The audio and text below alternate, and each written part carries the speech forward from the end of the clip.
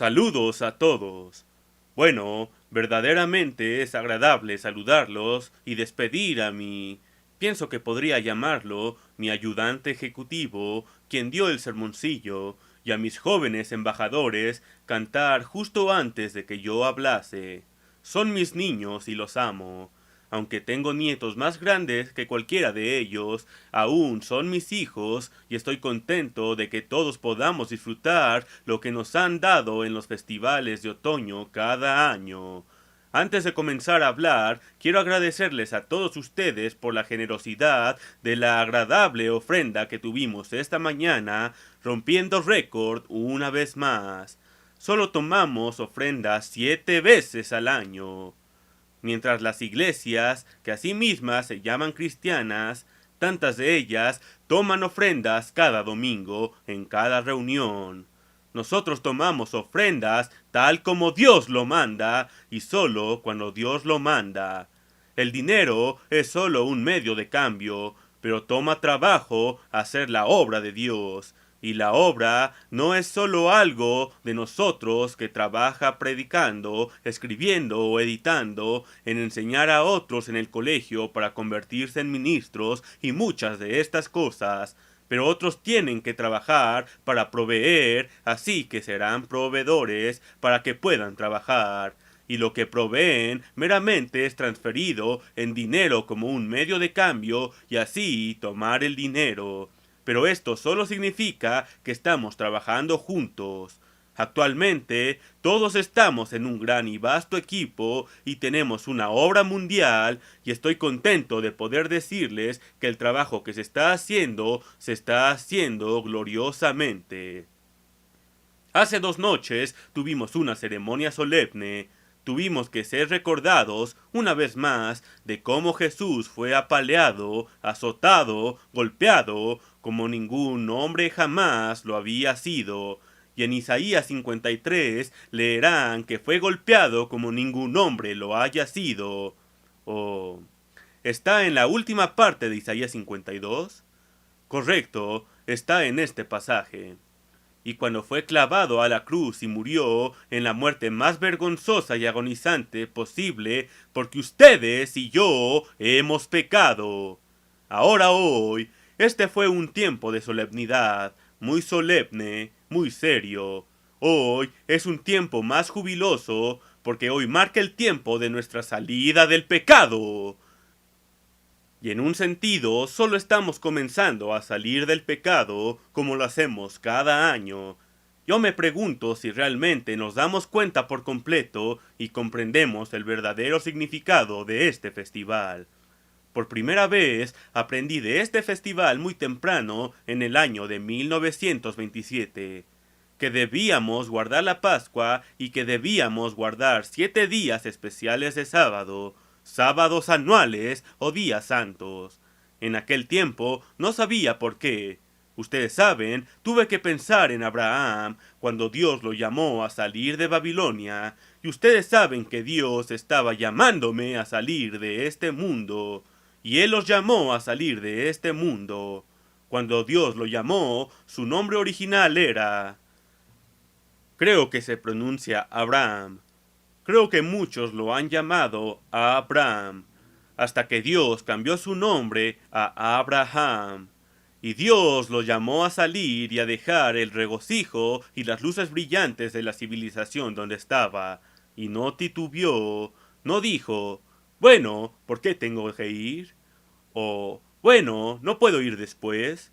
O, ¿no puedo ir a algún otro lugar? O, ¿por qué si no está tan bien como aquí? Solo dice dos, justo 3 palabras. Se fue Abraham. Eso es todo. No cuestionó. Y no creo que eso haya llegado a mi mente cuando vi que debía guardar estos días anuales.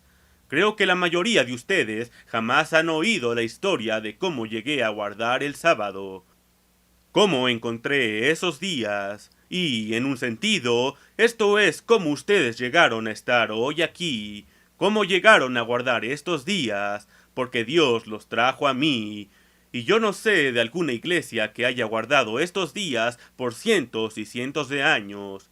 Creo que hay algún registro que los días santos anuales y festivales fueron guardados por algunos en la iglesia, por algunos de los fieles, por quizá, creo haberlo oído, por 400 años. Vi, de todos modos, que estaban ordenados para siempre. Vi que Jesucristo había guardado estos días y nos puso ejemplo para que hiciésemos la misma cosa. Vi que los discípulos guardaron estos días y cuando se convirtieron en apóstoles, enseñaron a la iglesia y la iglesia primitiva guardó los festivales de Dios. Vi que fueron ordenados para siempre, fueron guardados en el Nuevo Testamento, así como en el Antiguo. No sabía por qué. No dije, bueno, ¿por qué? Bueno, bueno, Señor, no lo haré a menos que me muestres por qué. Solo dije, Dios dice, hazlo, lo haré, y mi esposa, por supuesto, conmigo, y por 7 años guardamos esos días solos. Le expliqué estos días a la iglesia que ahora consideramos como la era de Sardis de la iglesia, pero era la iglesia de Dios en el área de Willamette de Oregon. Se rieron de mí con desprecio. Nada querían saber o tener que ver con los sábados anuales. Ellos guardaban el sábado semanal, pero no irían más adelante. En otras palabras, no harían lo que habían estado haciendo toda su vida. Habían sido enseñados por sus padres, creo, pero no irían más adelante. No crecerían en gracia ni en conocimiento. Y después, cuando la iglesia de Dios, la primera iglesia, fue levantada, se convirtió en la iglesia padre de esta era de Filadelfia, en Eugene, Oregon, o justo al oeste de Eugene, en la casa de la escuela rural. Fue en el otoño de 1933. Yo comencé en aquellos días a enseñar. Aquel otoño guardamos los sábados anuales de otoño y a la primavera siguiente guardamos no solo la Pascua con el lavamiento de pies, sino también los días santos anuales.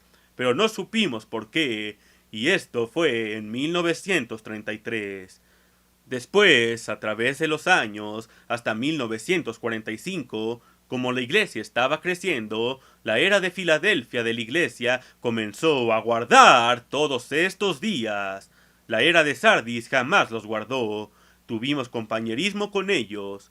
Yo no los dejé para iniciar una nueva iglesia de mi propiedad o alguna cosa de este tipo. He sido acusado falsamente de esto. No es verdad. Continuamos como hermanos. Yo continué ministrando a la iglesia de la era de Sardis. En efecto, lo hice hasta que las transmisiones tenían unos pocos años, y finalmente la obra era precisamente tan consumidora.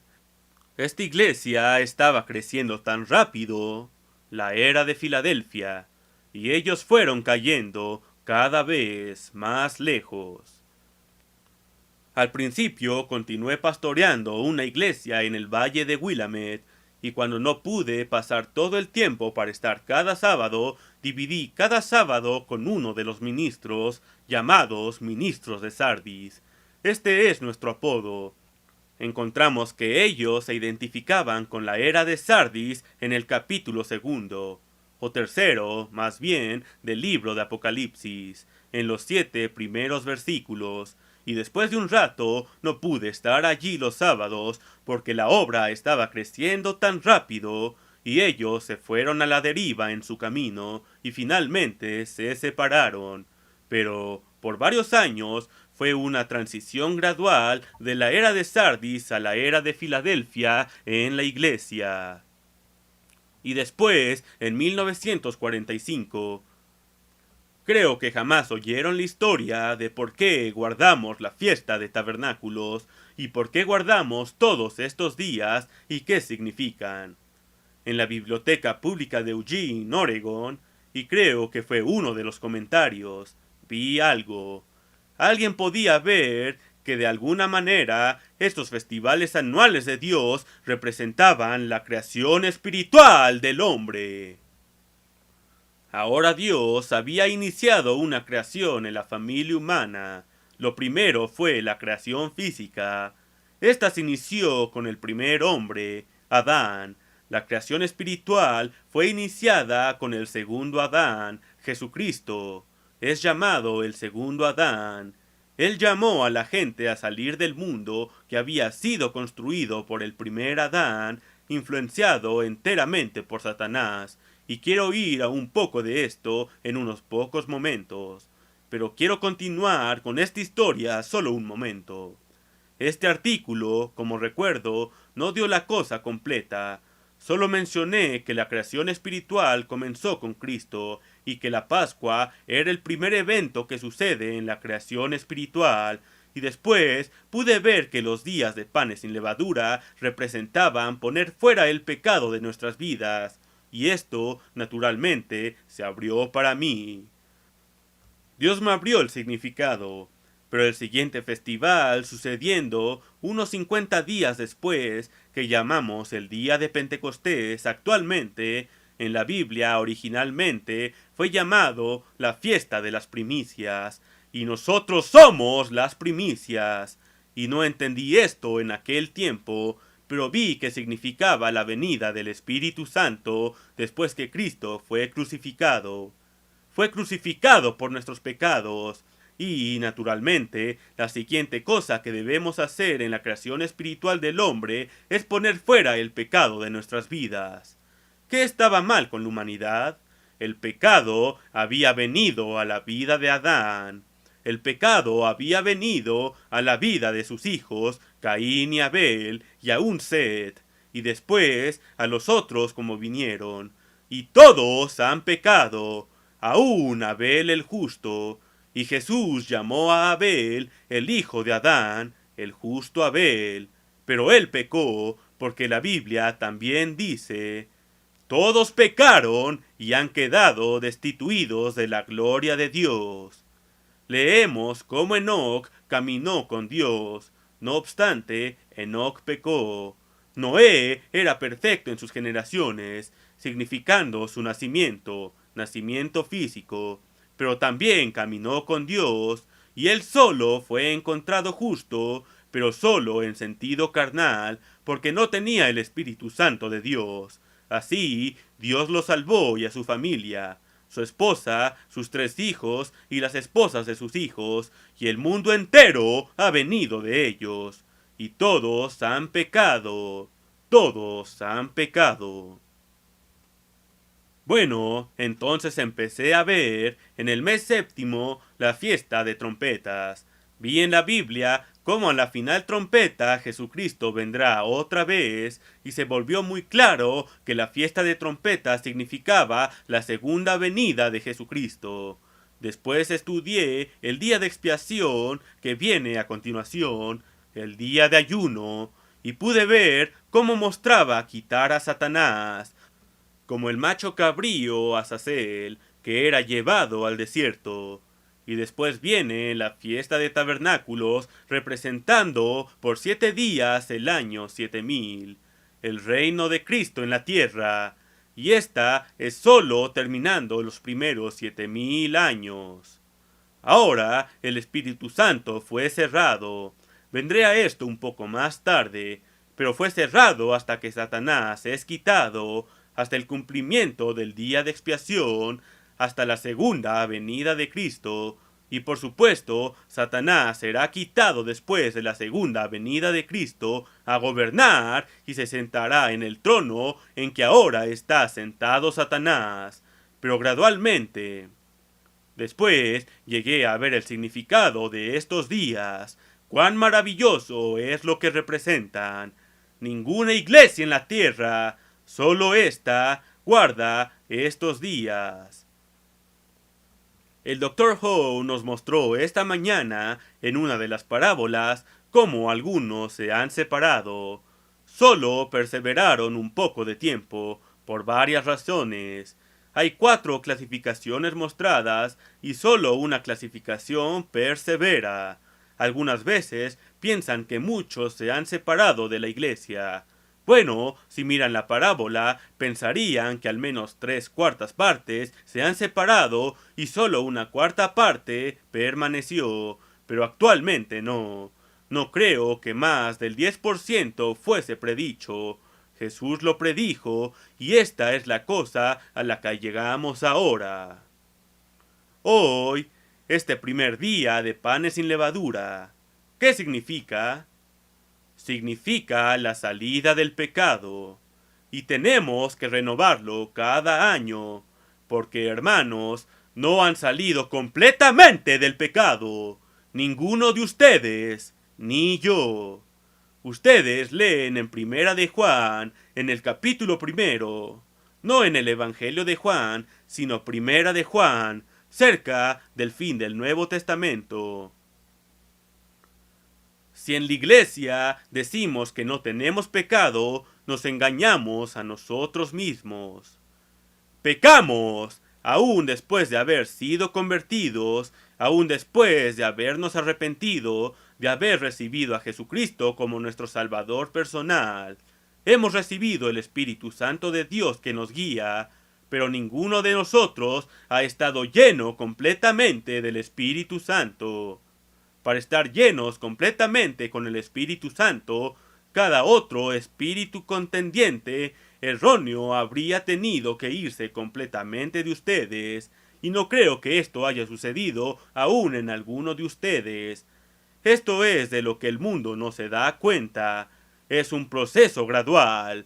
Tenemos que crecer en gracia y conocimiento de nuestro Señor y Salvador Jesucristo, como Pedro nos dice en uno de sus 2 libros en la Biblia. Después tenemos que crecer saliendo del pecado. Tienen que poner fuera el pecado gradualmente. El miércoles pasado hubo bastante conmoción en mi casa y Ramona Martin había tenido un número de gente allí y estaba ayunando y estuvieron recorriendo todos los rincones de la casa, incluso para buscar algunas migajas de pan. Habían oído un sermón el fin de semana anterior. ¿Y cómo pueden limpiar las alfombras? Y así las alfombras estaban siendo aspiradas, limpiadas y todo esto. No sé, todo se dejó impecable y limpio cuando se fueron, pero hubo una pequeña multitud allí trabajando, tratando de sacar toda la levadura de la casa. Ahora estoy bastante seguro que la levadura fue realmente sacada, pero ¿realmente limpiamos por completo la levadura de nuestras vidas? El pecado. De donde lo obtenga, llega al lugar donde ustedes lo tienen. Deberían ser como Jesucristo. Él jamás pecó, y ninguno de ustedes se ha aproximado a este lugar aún. ¿Pueden ser tan puros como Él fue, tan libres de pecado como Él fue? Yo no, ni ustedes. Ustedes saben, hay una cosa que el mundo no entiende, que quiero mencionar justo aquí, mientras está en mi mente. Tengo que hablarles un poco ahora de lo que acostumbraba. Me gusta tener un bosquejo y tener aquí la Biblia e ir a través de las Escrituras. Ya no más puedo hacerlo, porque no importa cuán grandes pueda teclear o escribir esas notas, no puedo verlas aún con una lupa. Menos tomar tiempo para estudiar largo tiempo, pero no puedo hacer esto para ustedes. Así ni aún traigo una Biblia conmigo. De todos modos, mientras tanto, Dios ha escrito un montón aquí en mi cabeza. No tengo que leer allí, no puedo ver mi propio cerebro. Jamás he hecho esto, y tampoco ustedes han visto su cerebro. Esta es una cosa que menciono en mi nuevo libro. Ustedes no saben quién y qué son. Jamás han visto su propio cerebro. No pueden saber por qué son. ¿O lo saben? Espero que sí. Algunos de nosotros lo sabemos. La mayoría de la gente no. Acostumbraba a preguntarme acerca de esto. No diré que realmente me preocupase en aquel tiempo, pero estaba pensando y preguntándome. Y me acuerdo que fue en el verano de 1926, y ese otoño Dios me puso un desafío que me inició en su palabra, la Biblia, y comenzó a explicarlas desde entonces. De todos modos, no hemos alcanzado todo el camino para salir del pecado. Es un proceso gradual e irá tan largo como vivamos, a menos que podamos, en esta vida, alcanzar la misma perfección santa, justa, perfecta, que está en Dios el Padre y en Jesucristo. Solo un hombre vivió jamás sin rastro alguno de pecado. Y si levadura representa el pecado, no había ni una pequeña migaja de esto alrededor de su vida. Pero yo no puedo decir esto, ni ninguno de nosotros puede decirlo. Pero por su gracia, Él pagó la pena de los pecados pasados. Pero hay mucho más que solo esto. Cuando nos arrepentimos del pecado, esto significa que comenzamos a ir por otro camino. Crecemos alejados del pecado y tenemos que crecer saliendo del pecado. Conforme crecen alejados del pecado, también, al mismo tiempo, ponen fuera el pecado de sus vidas. Ponen más de la verdad de Dios y del amor de Dios dentro. ¿Qué es pecado? Pecado es transgresión de la ley, pero creo que no entendemos completamente qué es pecado. Ahora ustedes piensan que lo entienden. Dicen, oh, yo entiendo el pecado, señor Armstrong. Bueno, pecado es transgresión de la ley. Sí, lo sé, se los he enseñado, y quizá también antes que se lo enseñase lo sabían. Y la ley son los mandamientos de Dios, y la ley es santa, justa y buena. La ley es perfecta, pero nosotros no. Pero creo que no lo entendemos por completo. Pueden resumir la ley en una palabra, amor, y sin amor, ni amor en su corazón, y mucho más del que hemos adquirido o desarrollado o recibido de Dios, y el amor de Dios lo han recibido de Él. No trabajaron para desarrollarlo ustedes mismos en su propia vida para nada. No pueden ir por encima del nivel humano, y este es el nivel del espíritu humano dentro de ustedes. Se requiere el nivel del Espíritu Santo de Dios que debe venir a ustedes. Y ninguno de nosotros jamás ha llegado al lugar donde sean 100% santos, justos y vivan acordes a la ley de Dios. Y ni aun una fracción del 1% que esté en valoración aún del espíritu de la ley. Ninguno de nosotros jamás ha llegado a este punto. Si crecemos, como Pedro dijo, en gracia y conocimiento, creceremos fuera del pecado. No pueden sacarlo todo a la vez. Todos hemos dejado algo de pecado en nosotros. En el último año o más he estado preocupado acerca del pasaje de las Escrituras que habla de tener hambre y sed de la justicia de Dios. Comencé a preguntarme, ¿realmente tengo hambre y sed de esto? Supe que debía tener justicia de Dios, y tuve que realmente detenerme a pensar y comenzar a orar acerca de esto antes que comenzase realmente. Y aunque lo pensé, pero realmente no estuve hambriento ni sediento por esto. Yo quiero la justicia de Dios. Ahora si pueden entender, también la querrán. Pienso en la justicia de Dios, y pienso en Dios, y cuán santo y cuán justo es. Dios es tan justo, es absolutamente perfecto. Ahora Dios jamás ha sufrido algo, excepto la tristeza que ustedes y yo le ocasionamos, pero de sí mismo nada sufre. No tiene dolor de espalda, ni caderas desconyuntadas, ni dolor de cabeza. En cambio, está lleno de vitalidad y se siente tan bien y tan activo, tan fuerte y tan vigoroso, y se siente bien una y otra vez todo el tiempo, y jamás está cansado.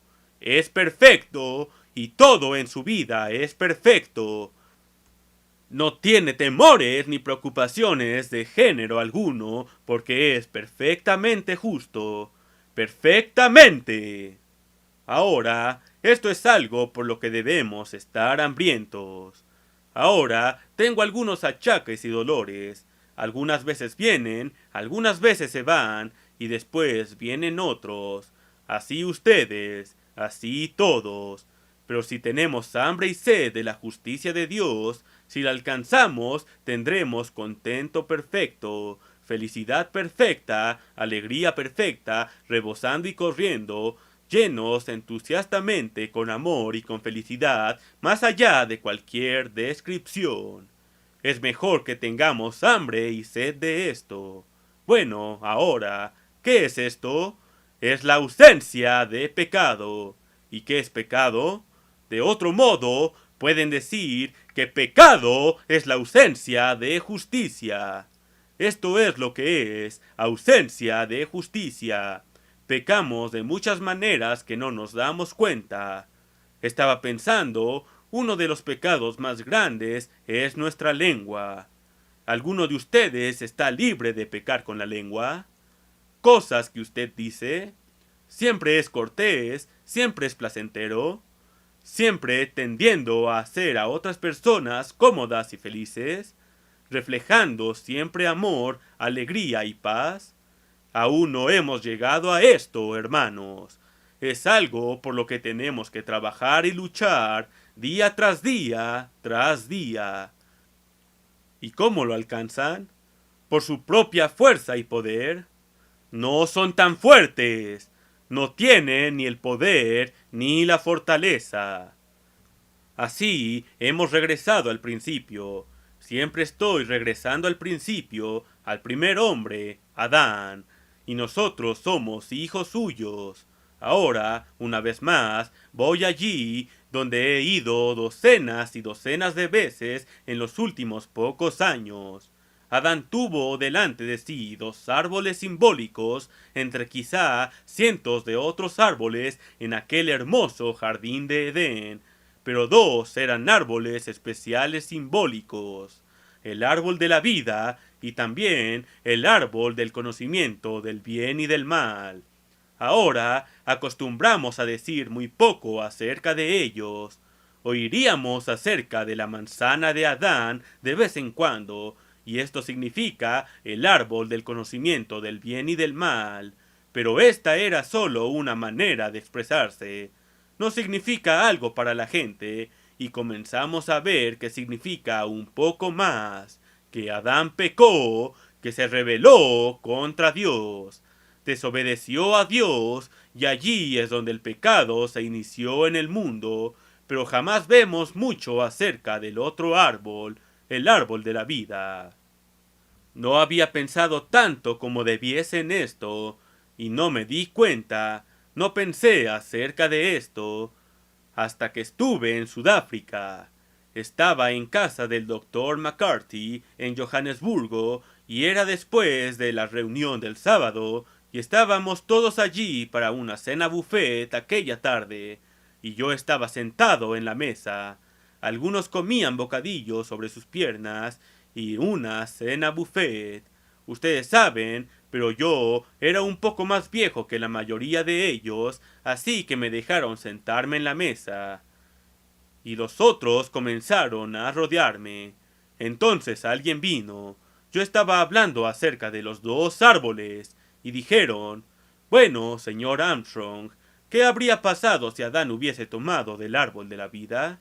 Y ustedes saben, casi me detuvieron justo allí. Jamás había pensado muy profundamente antes en esto. Parecía que jamás pensaríamos que si hubiese tomado del árbol de la vida. Y comencé a pensar un montón más en esa línea desde aquel minuto en adelante.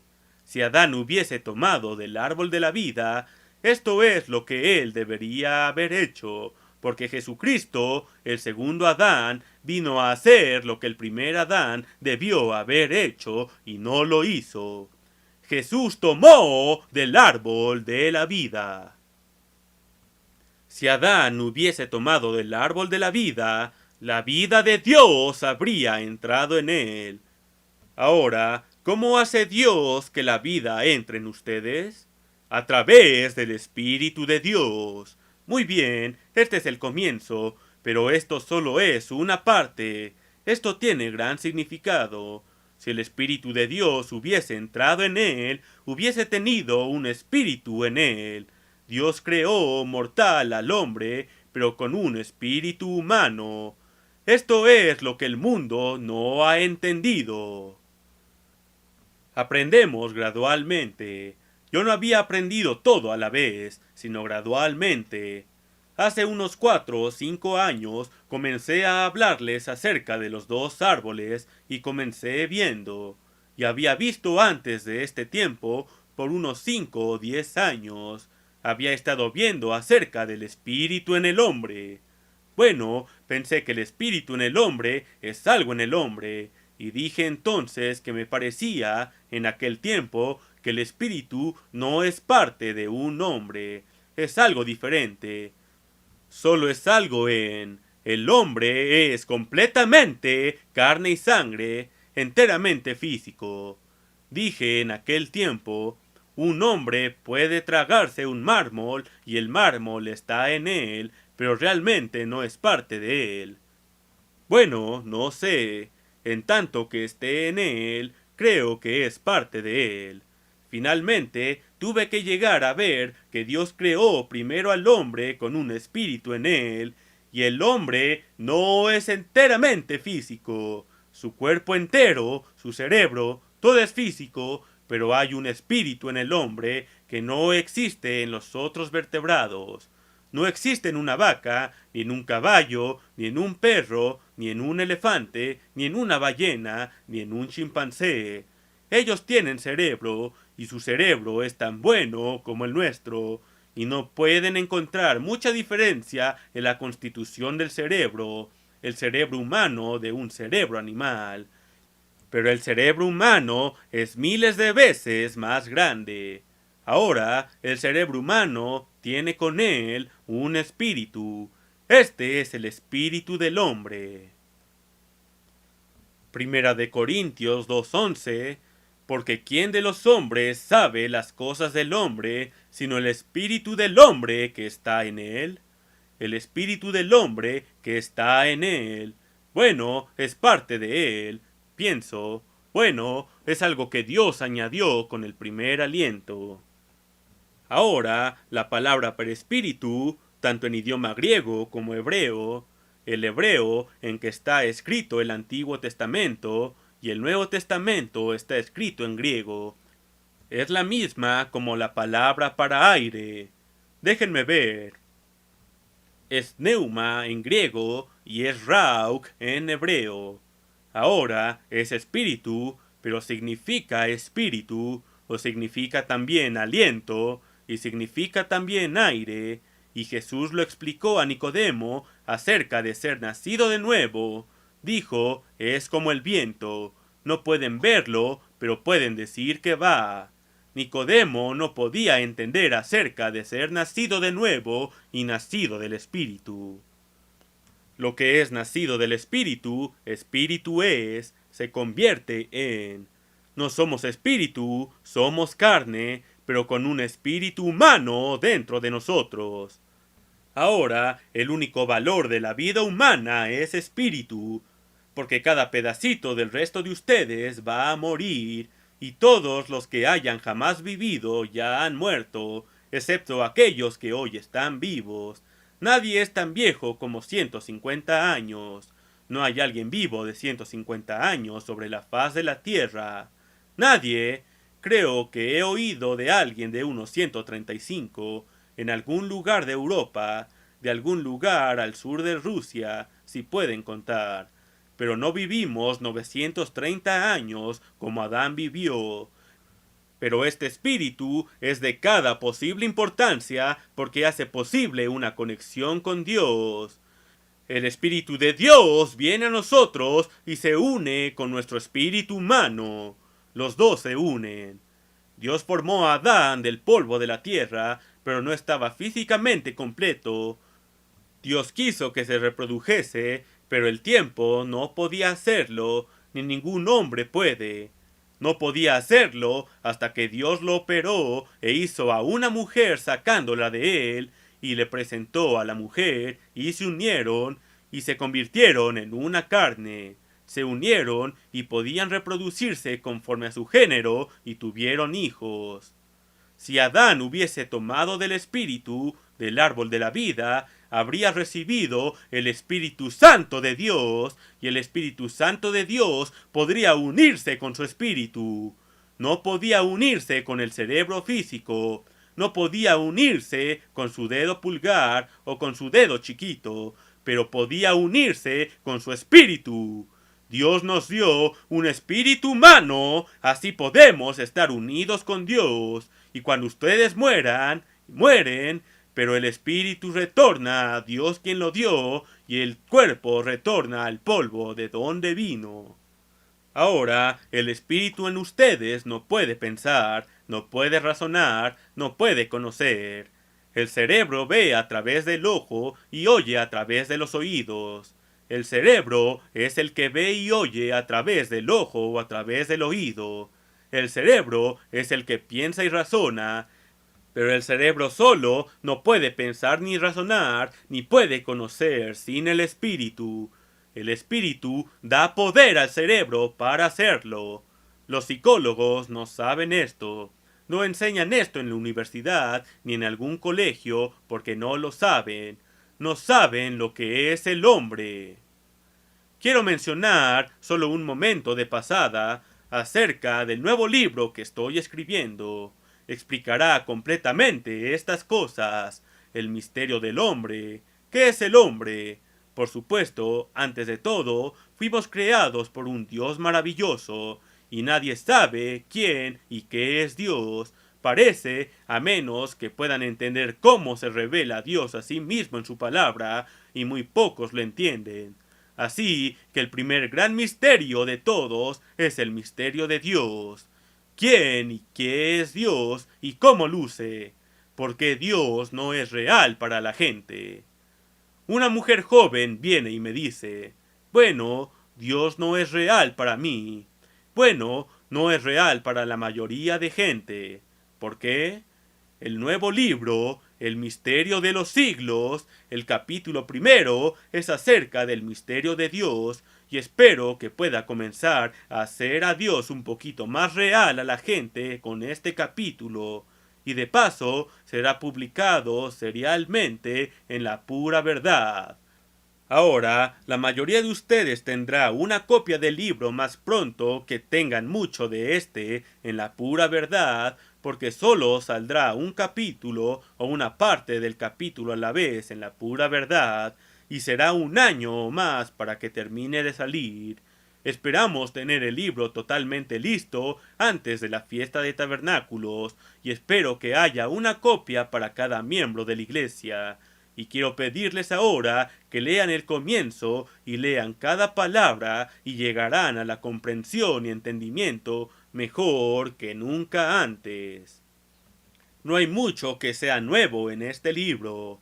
La Biblia es como un rompecabezas con muchas piezas, quizá unas pocas miles de piezas aquí y allá, y tendrán que ponerlas juntas exactamente de la manera apropiada, y una se relaciona con otra, y después, finalmente, tienen un hermoso cuadro y todo se aclara.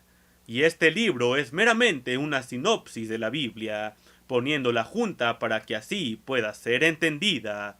Ustedes comienzan leyendo la Biblia en Génesis 1 y versículo 1 y no pueden. En el principio creó Dios, y precisamente allí se atoran. ¿Quién y qué es Dios? No lo saben, y esto no se explica allí. Jamás miran a las muchas otras escrituras en la Biblia para saber quién y qué es Dios.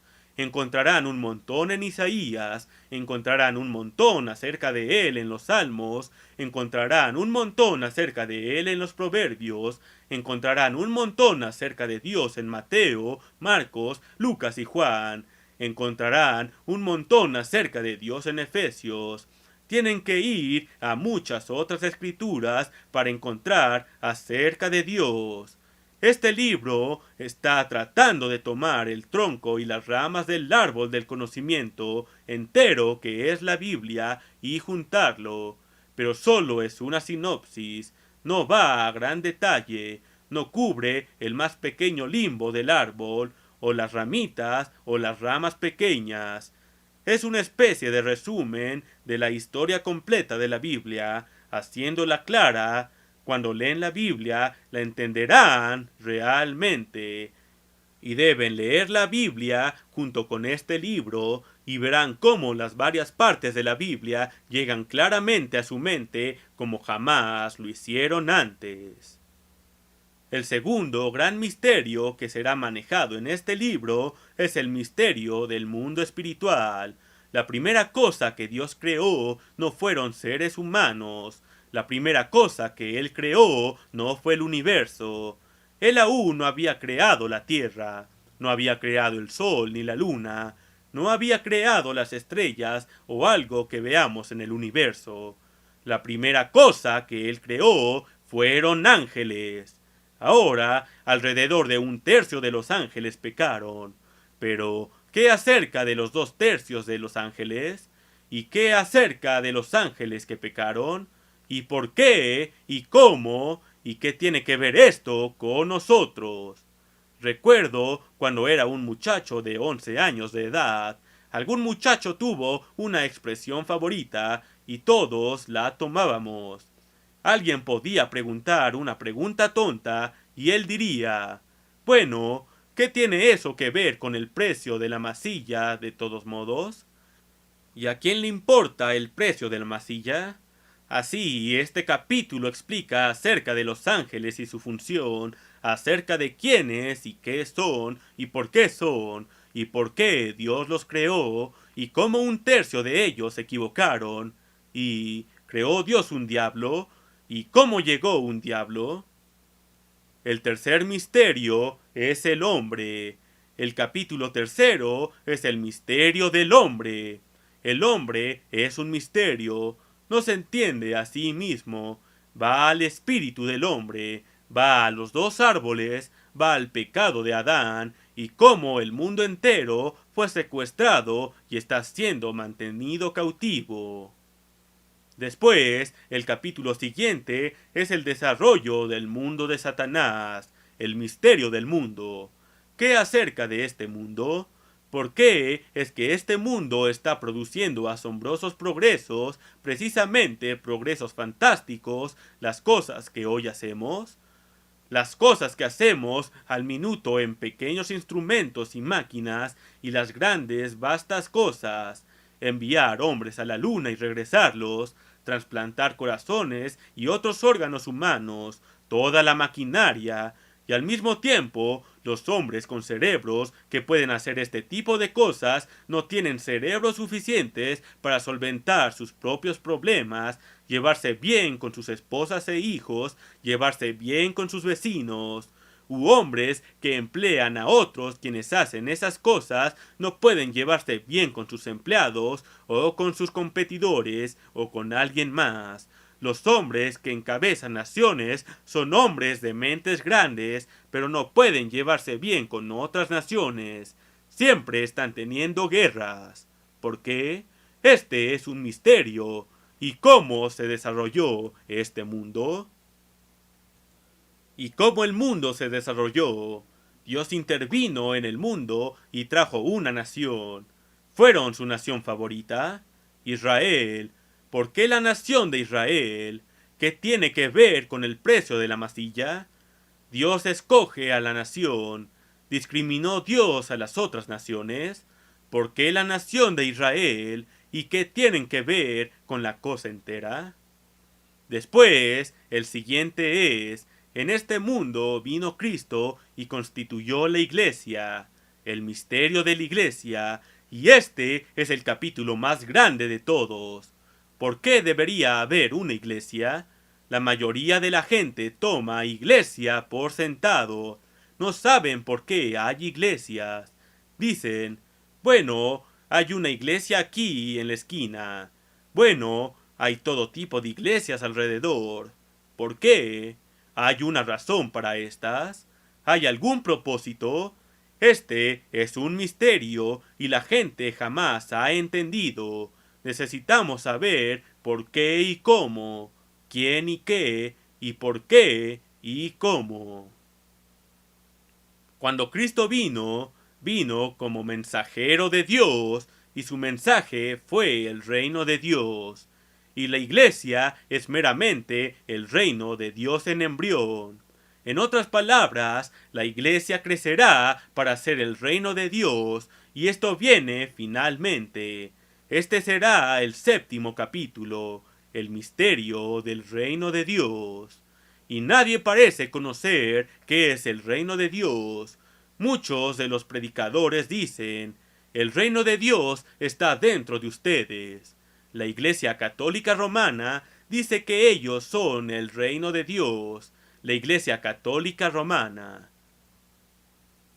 Aquí, hace unos 70 años, me acuerdo, acostumbraban decir que el Imperio Británico era el reino de Dios.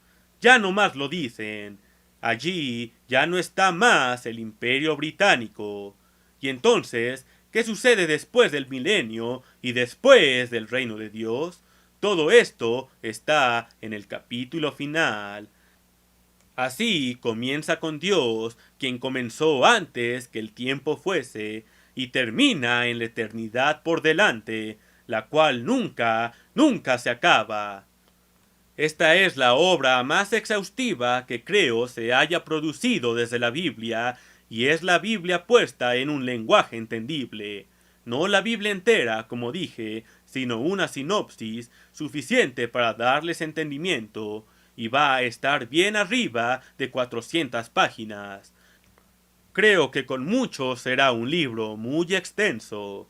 Bueno, quizá no debería haberme tomado tiempo para esto.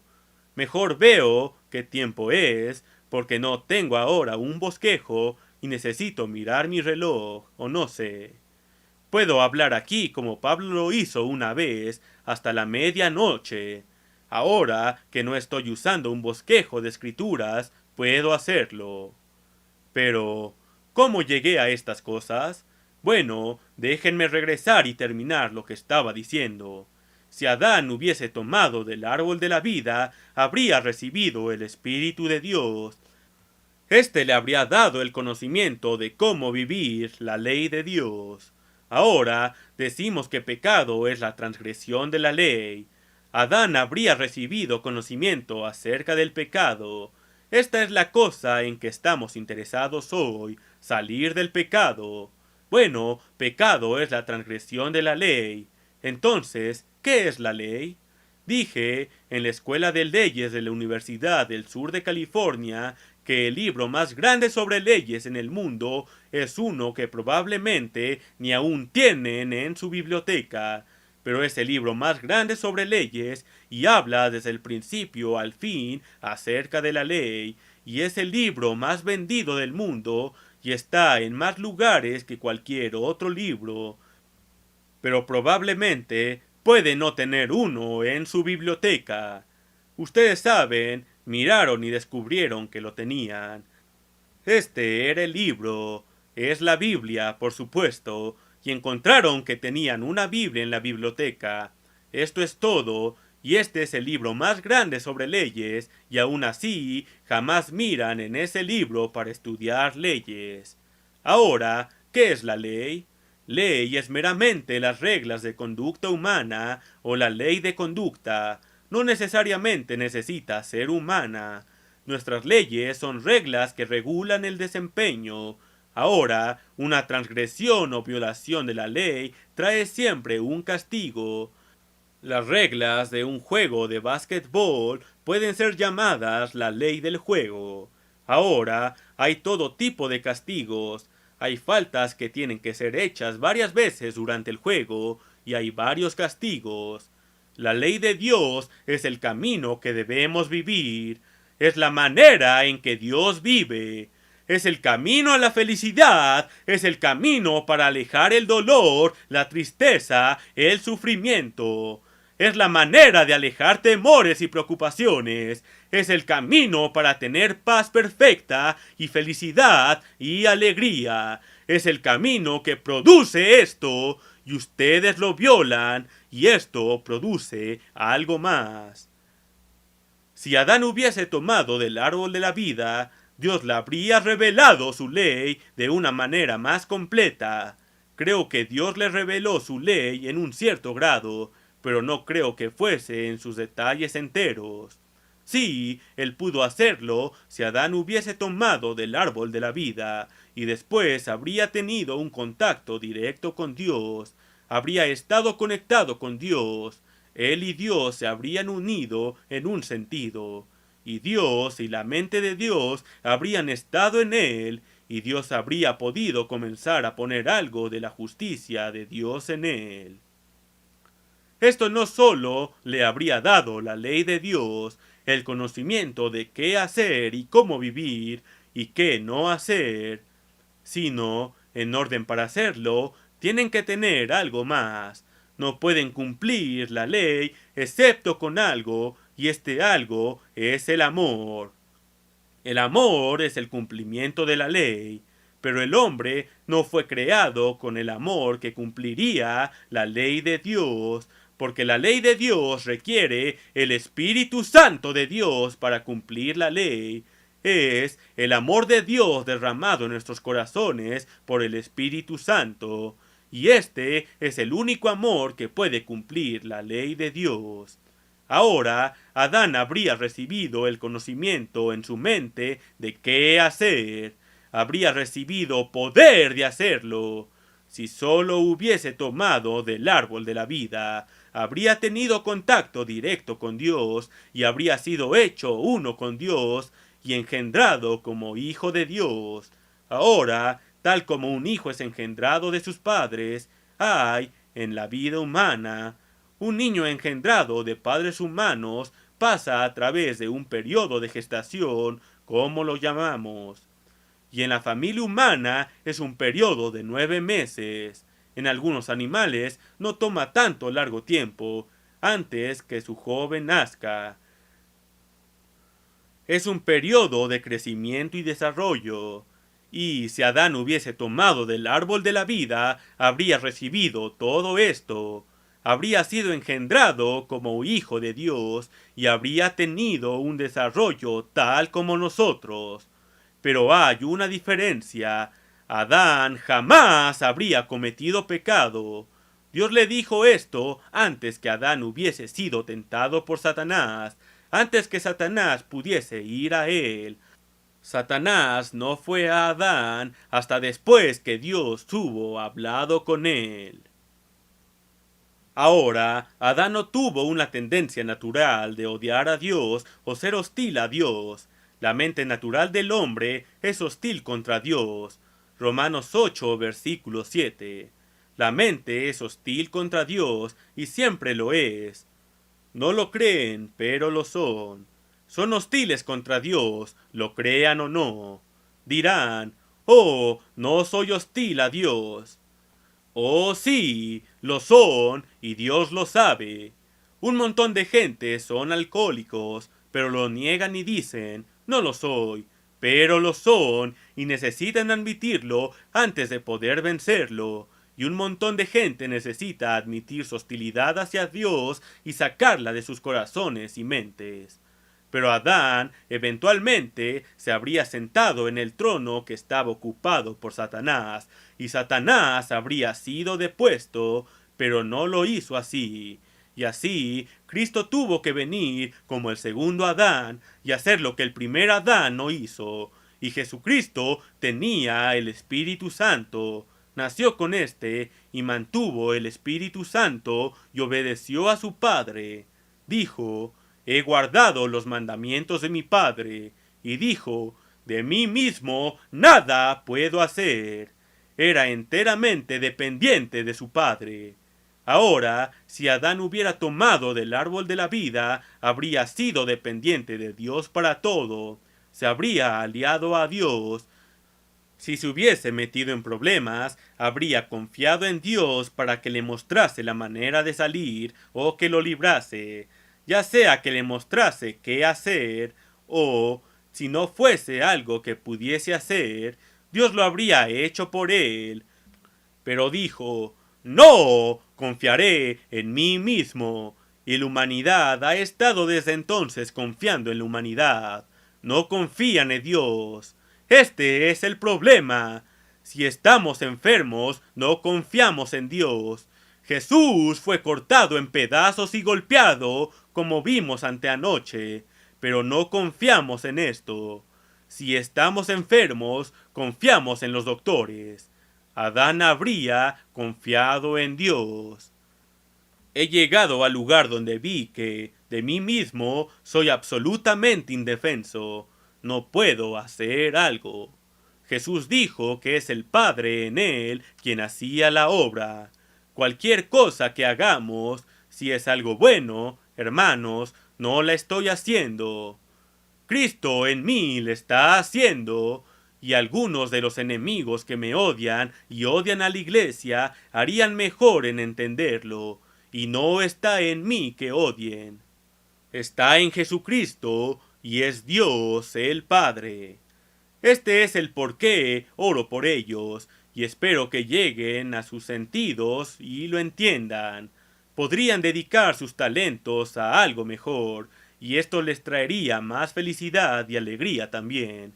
Y me gustaría ayudar a contribuir a esa felicidad y alegría. Si solo se volviesen al camino recto, lo haría posible.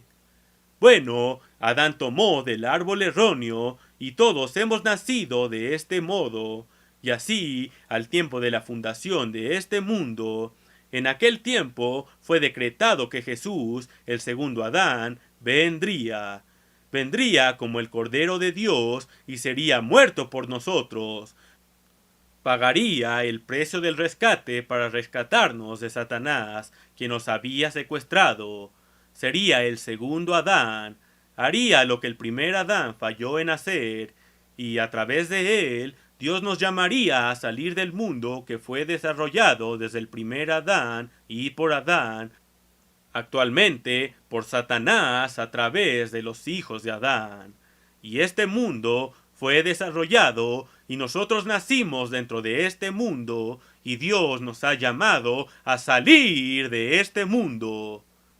Jesús dijo, edificaré mi iglesia. La palabra iglesia viene de la palabra griega eclesia y significa los llamados a salir. En otras palabras, llamaré a salir a algunas personas de este mundo que ha sido aquí desarrollado para iniciar otro mundo, para iniciar el mundo de Dios. Este es el mundo de Satanás y dijo, iniciaré el mundo de Dios. Y hermanos, somos los hijos engendrados de Dios en etapa de gestación, siendo desarrollados donde nos convertiremos en Dios cuando seamos nacidos y estaremos en el mundo de Dios. Seremos reyes y seremos gobernantes y nos sentaremos con Cristo en su trono aquí en esta tierra y se nos dará poder sobre las naciones. Ahora yo no entendía algo de esto y les estaba dando una pequeña historia de cómo se inició todo. Fui desafiado y ustedes saben, me preguntaba, y lo he escrito en este libro. Recuerdo muy claramente, fue en el verano de 1926 y me preguntaba acerca de mí mismo y preguntaba, ¿quién soy? ¿Y qué soy? ¿Y por qué soy? ¿Cómo llegué a estar aquí? ¿Hay en mi vida algún propósito? Y precisamente, ¿qué soy? Pensaba que quizá fuese un alma inmortal. Yo me había criado en una de las iglesias protestantes regulares. O si tenía un alma inmortal. No lo sabía, pero pensaba que cuando muriese, si era bueno, iría al cielo, y si no, me quemaría y quemaría para siempre en el infierno de fuego. Pero cuando fui desafiado, antes que aprendiese acerca de los días santos o cualquier otra cosa, fui desafiado sobre el punto de la ley de Dios y el gobierno de Dios. La cosa entera era el gobierno. La cosa que Satanás quitó fue el gobierno. La cosa que Cristo va a venir a restaurar es el gobierno. Y para lo que Él me levantó fue para restaurar el gobierno en su iglesia. Y la prueba entera El desafío, en primer lugar, después que Dios me había ablandado con otras cosas que serán registradas en este libro, fue un punto de gobierno. Pero al inicio, en ese estudio, llegué a una escritura en Romanos 6 y versículo 23, los dos últimos versículos. Sí, los dos últimos versículos.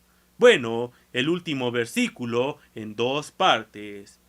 La paga del pecado es muerte. Ahora sabía que la paga es lo que obtienen por lo que han desempeñado, lo que han hecho, y que lo que obtienen por el pecado es muerte. Pensaba que lo que obtienen por el pecado es vida eterna en el infierno de fuego. Si ustedes pecaban, serían quemados y quemados para siempre, pero jamás morirían. No pensaba que realmente morían. Y después, la dádiva de Dios. Ahora, esta era aún una sorpresa más grande. Romanos 6:23, la dádiva de Dios es vida eterna en Cristo Jesús, Señor nuestro. Esta es la última mitad del mismo versículo. Y dije, bueno, yo ya tengo esa dádiva, soy un alma inmortal, tengo vida eterna, jamás moriré, ya sea que vaya al cielo o al infierno, pero no moriré. Comencé después a mirar en la Biblia y vi esta prueba de oro.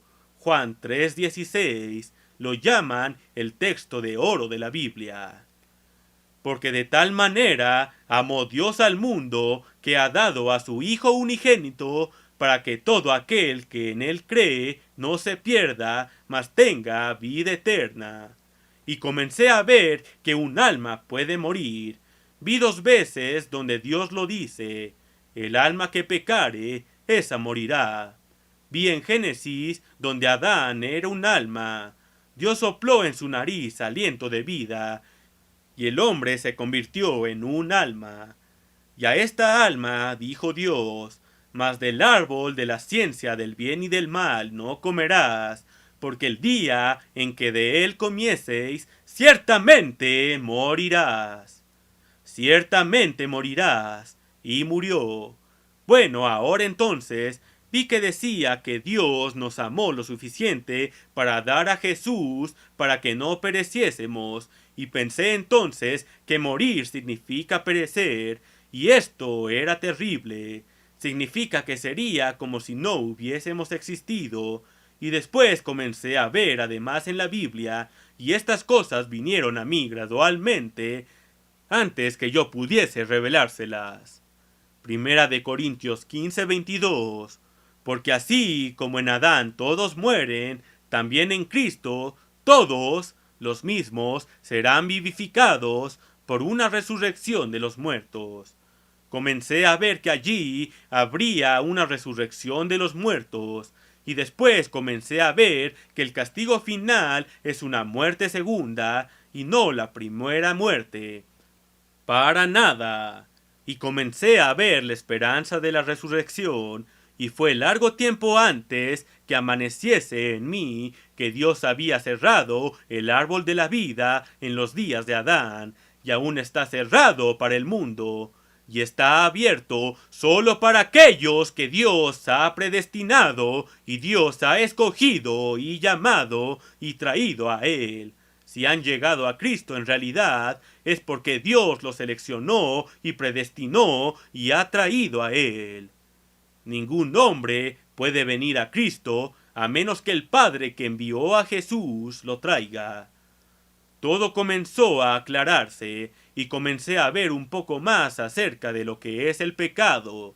Es transgresión de la ley de Dios, y la ley de Dios es una ley perfecta, y guardamos la ley de acuerdo a su espíritu, no en la letra, sino en el espíritu.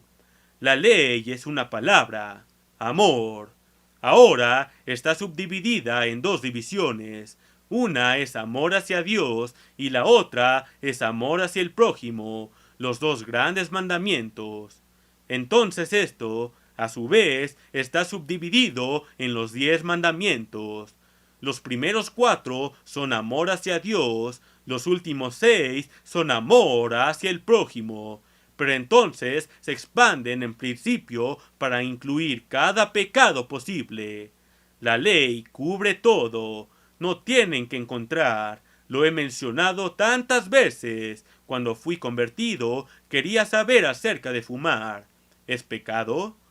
Y la Biblia no dice algo acerca de esto. No tuve que encontrar un mandamiento directo, no fumarás. Hay un principio involucrado en el espíritu de la ley. La ley es amor hacia Dios y hacia el prójimo. ¿Fumaba a causa de mi amor hacia la ley? ¿Me ayudaría a amar más a Dios? No.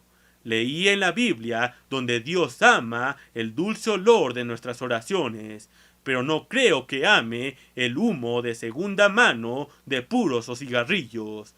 Y después el prójimo. Ustedes saben, de vez en cuando es posible encontrar de una gran multitud uno que pueda disfrutar el humo de segunda mano de su cigarrillo, pero sé que hay un montón de ellos que no lo disfrutan y no puedo ver cómo realmente están ministrando hacia su prójimo y confiriendo amor, mostrando su amor hacia su prójimo, fumando. Ahora, por supuesto, van a amar a su prójimo como ustedes mismos, y nos amamos a nosotros mismos porque nuestros cuerpos son el templo del Espíritu Santo.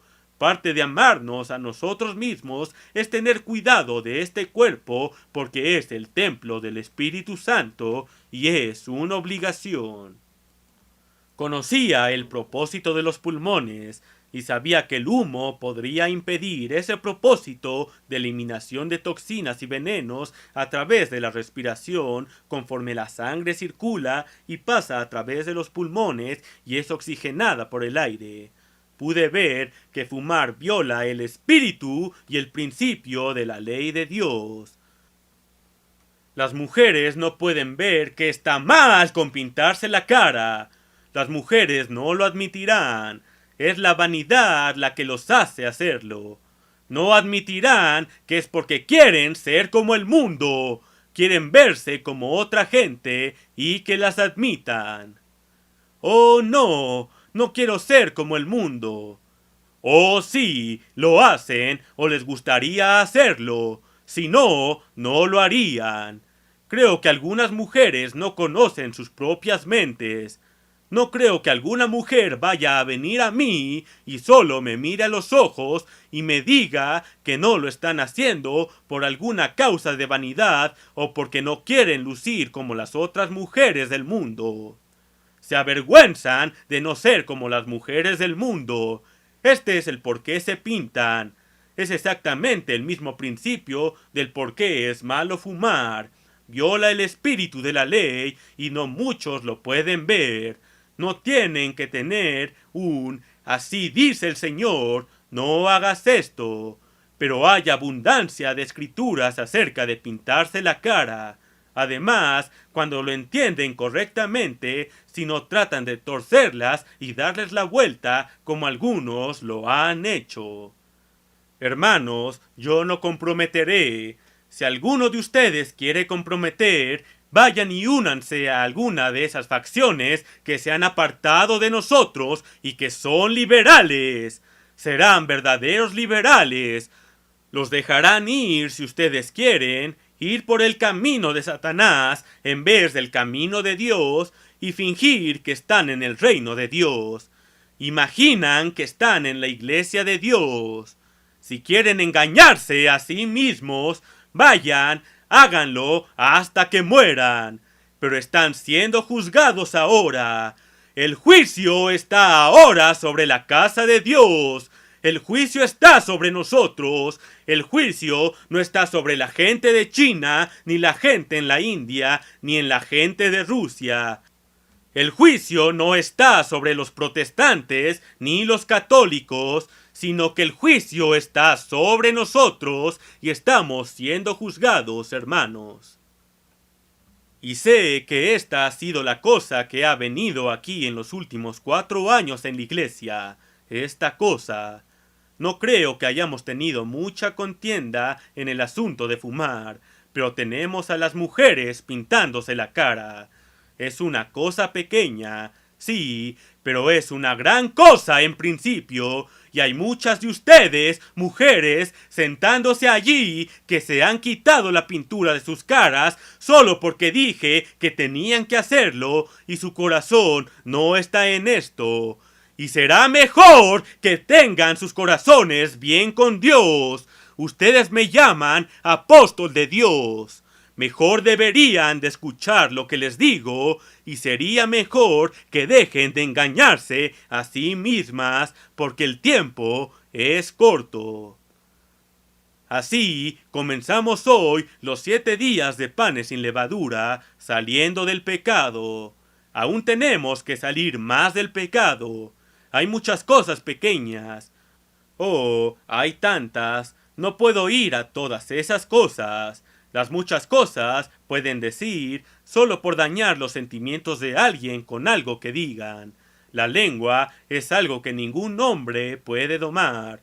Los muchos pecados, las tentaciones que tenemos. Ahora todos tenemos que luchar contra estas cosas y es una lucha, pero finalmente no será una lucha, hermanos, si ganamos. Y no podemos hacer nuestra voluntad. Tenemos que confiar en Dios. Él nos ayudará y nos dará la ayuda. Jesús allí está a la diestra de Dios como nuestro sumo sacerdote, intercediendo por nosotros. Confiemos en Dios, busquemos su justicia, tengamos hambre y sed de la justicia de Dios. Vayan a Él en oración acerca de estas cosas y pasen continuamente más tiempo en oración. Creo que estamos yendo hacia la condición de la Odisea y necesitamos meditarlo. Ahora estamos iniciando otra vez un año más. Este es el tiempo para propósitos de año nuevo.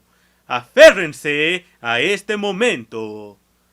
Bueno, no puedo hacer un bosquejo de un sermón, solo puedo estar aquí y hablar, pero creo que les he hablado lo suficiente por hoy. Estamos en camino de salir del pecado. Miremos a la gloria que nosotros será revelada, hermanos. Es una lucha. Para mí es una lucha, lo mismo para ustedes. Todos la tenemos. Vamos a ser acusados falsamente por otros. Todos estamos contendiendo contra Satanás, pero tenemos a Jesucristo como nuestro sumo sacerdote. Tenemos a Dios como Padre nuestro, y podemos confiar en Cristo y en Dios el Padre. Asegurémonos de hacerlo así.